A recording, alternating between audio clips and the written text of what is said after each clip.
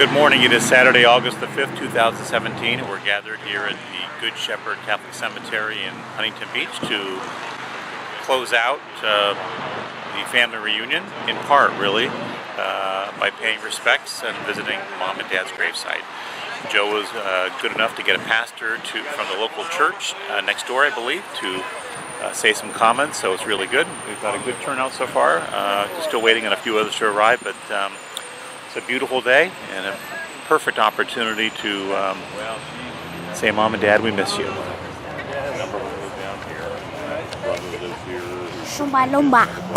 Thanks for coming, Emma. Thanks for coming, okay? Yes. What month is that?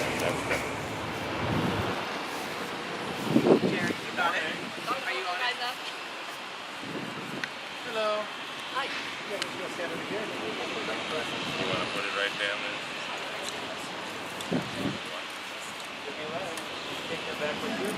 Pardon? You're taking it back out? Oh, yeah, I know. Okay. Yeah. No, not with me. Go ahead. She took a recent trip over to Israel and they had Marvelous. hand carved and picked up. So let's pray then. We're here, you're having your family reunion today, and you can blame all of your family on Mike and Louise, huh? All the good things and all the tough things. But most importantly is that family is, you know, as we say, hi. Hi.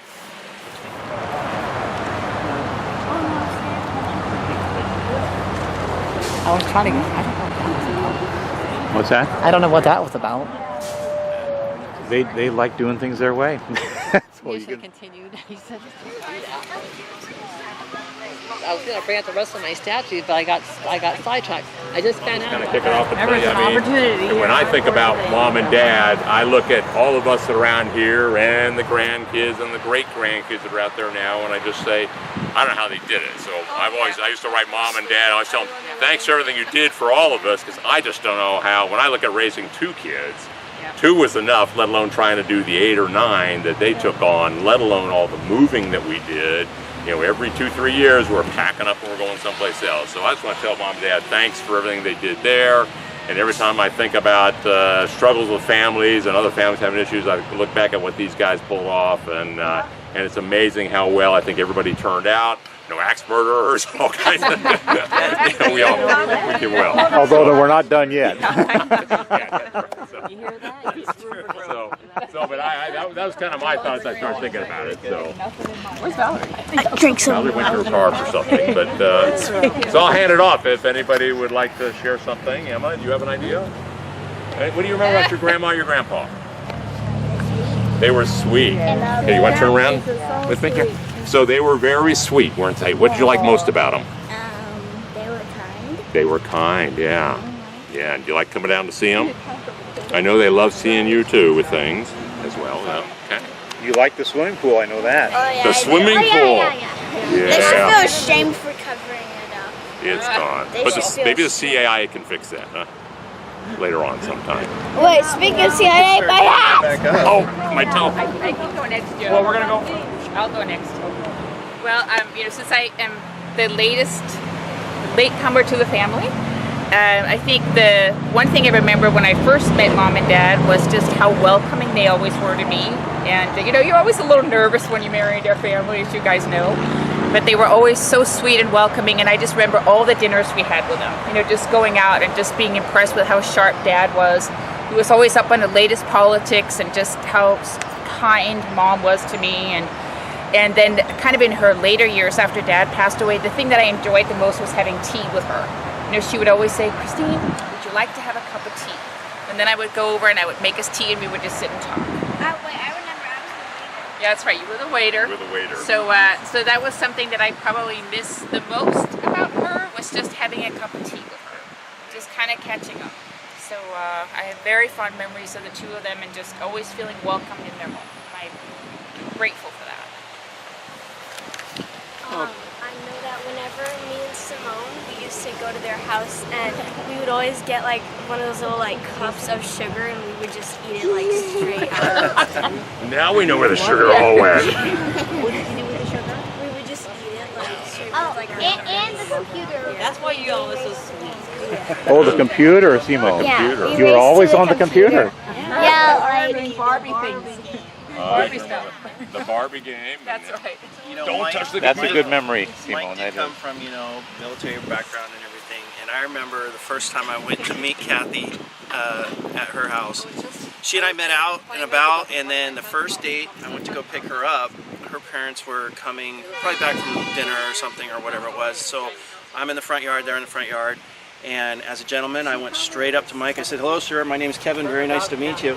And both Kathy and her mom were both, because I caught him off guard. He's like, "Whoa, nice to meet you." And I remember looking, their jaws both just dropped because he was very put together. We were scared. You not only touched him, you spoke to him. Yeah. But I was just being a gentleman, But I remember that. Family, that would make sense. And I have one funny story that I saw Mike laughing so hard he was crying like tears. They took a trip.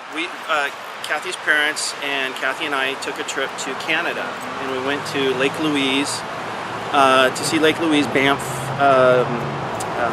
National Park, and all that kind of stuff. And Mike loves his high-end Cadillacs, and so when we get off the plane and we land, we go to get our car that we're going to now drive, and of course Mike has to drive to get our car, and he has this really nice Cadillac, like an SUV thing. It was kind of fairly new on the market or whatever. Escalade. Yeah. And so Kathy and Louise sat in the back, and Mike and I sat in the front because we were just chit-chatting or whatever. As Dad does. And as Dad does, yes. and we're driving, and while we're driving, we pass the speed signs, and it's in Canada, so everything's in metric. So it's kilometers per hour, so it's like 110 or 100 and whatever it was, somewhere around in there. So we're driving, and I'm fooling with this car. This is a great car. I've never been in a fancy schmancy car like this. And so I'm looking, and it's showing what the temperature is in Celsius. I'm like, no, we need Fahrenheit. So I hit that. Well, what I had done is switched everything over to American on the whole car.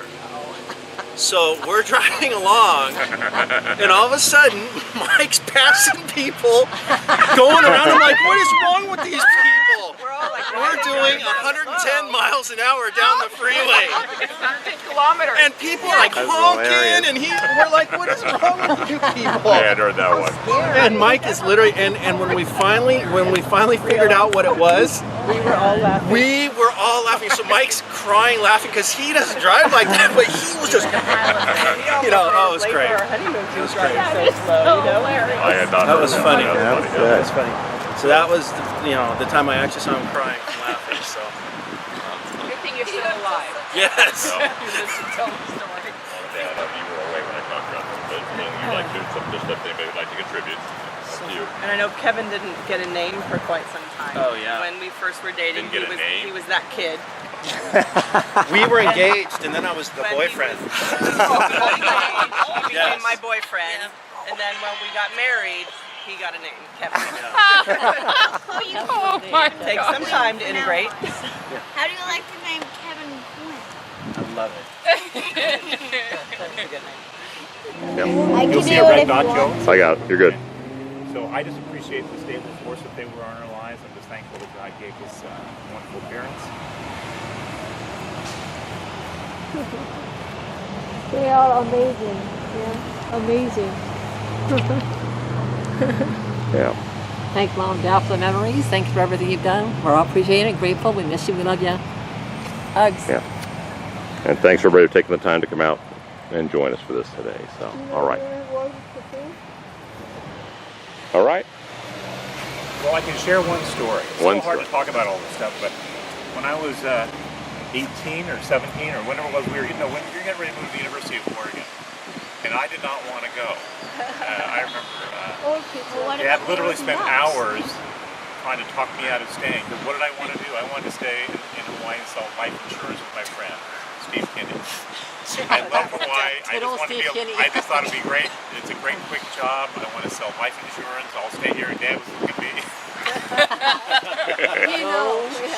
Heavens to know the best. But I never would have had the career that I've had, right, in television and working for Boeing if I just stayed in Hawaii and become a life insurance agent. Oh, that's some great deals on life insurance. But that's the kind of commitment that he showed, right? And you know, Mom was very supportive too, so it was nice. And eventually, after 3 or 4 hours of talking, and he wasn't getting angry, right? He just was trying to lay it on me. You know, look, you've got all your life to do other stuff. You know, you need to go to college, all this stuff. And then, yeah, I changed my mind and I went to U of O with Michelle. Yeah. Yeah. They are such a. But that's the commitment they had to all of us. Yeah. I think that's important, you know, that they taught us, like, I don't know, personal responsibility, the future, you know, doing everything you can do to be whatever it is that you want to be. And that I always say, my dad, there was no shoulda, woulda, coulda. Do it. Like, do it now. I always tell my girls, you know, there is no try, just do. I mean, I don't ever want to hear you say, I'll try. You either do it or you don't.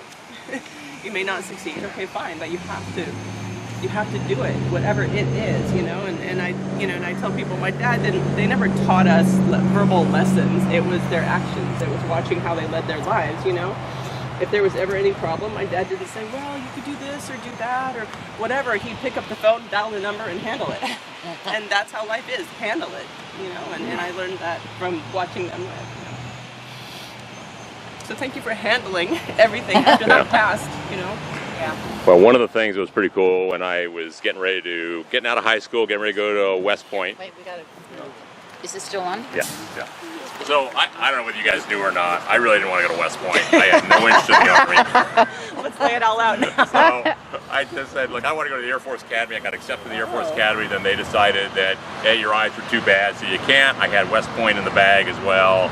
So Dad said, look, you know, let's do the West Point thing, get off and go there, and when you get done, they're still letting you enter service transfer kind of affair. So as far as they're getting ready to drop me at the airport, I got a one-way ticket in hand. You guys are going to Hawaii, and I'm going to the East Coast on my own, someplace I've never been. So one-way ticket in hand, and and the last thing he told me was, you know, do your best. To your point, get out there, do your best, and that's what I've always tried to do my whole life. I think a good life lesson when I think about it, I kind of shared that with the kids too. But whatever you do your best at the thing. Nothing less than your best. There's no point in giving anything less than your best. So, yeah, that's fun. Get your all. So. Get your all. That's all I can say. Get your all. But other funny stories I'm sure will come as we go. And so anyway, but thanks everybody again for coming out. Anybody else? I don't want to cut. Okay. Did we get a picture of the flowers? They were nice people, yes. Very good. We got pictures of that. Okay, well, very good. Again, well, thanks for everybody for sharing with that. And for those that wanted to go to the house, I think. Should I bring up the rest of my statue? We got to get a picture. That's very nice. You know, people trying to kidnap. No, the priest was trying to kidnap you. He was, but he said he really liked it. We got plenty of time.